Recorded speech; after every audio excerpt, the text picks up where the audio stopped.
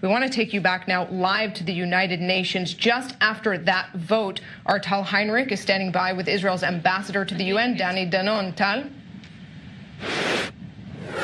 UN Danny Danon is here with us, Israel's ambassador to the United Nations. How is Israel seeing the result of this vote today? On one hand, it passed at the General Assembly. On the other hand, we saw 35 countries abstaining. What's your stance on this? We saw 65 nations who chose not to take part in this show. And we are happy with that. The Palestinians expected to have a big celebration, 2 days of discussions, dozens of speakers. It didn't happen. And we know that this resolution will not change the reality on the ground. Jerusalem has been and always will be the capital of the state of Israel. And we support the move of President Trump. We are grateful for Ambassador Haley for the strong stance she took today. And we will continue to work with our American friends to move forward with the peace initiatives. Danny, exactly 1 year ago, Resolution 2334 was adopted by the Security Council, with the Obama administration deciding not to veto the resolution. This time around, it's a completely different story. How do you feel it working here with the Trump administration at the United Nations? You mentioned the coordination with the American counterparts. Well, personally, I feel the change. I was in the Security Council last year, exactly in December, when this shameful resolution passed. It was a low moment for the relations between Israel and the U.S., but it changed. Today we see that the U.S. is standing with Israel.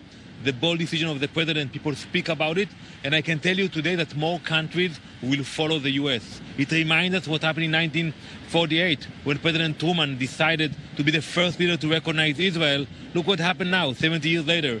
The same will happen with this important resolution of the president.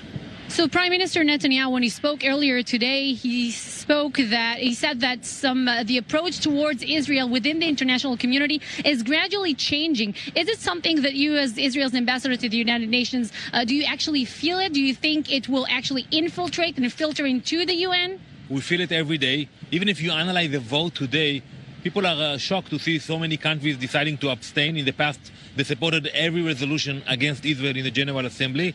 And I feel the gap between the private UN and the public UN. So publicly, they will vote against us. But privately, they will come to me. They will like to work with Israel, to learn from Israel. There's a lot of appreciation, even admiration to Israel.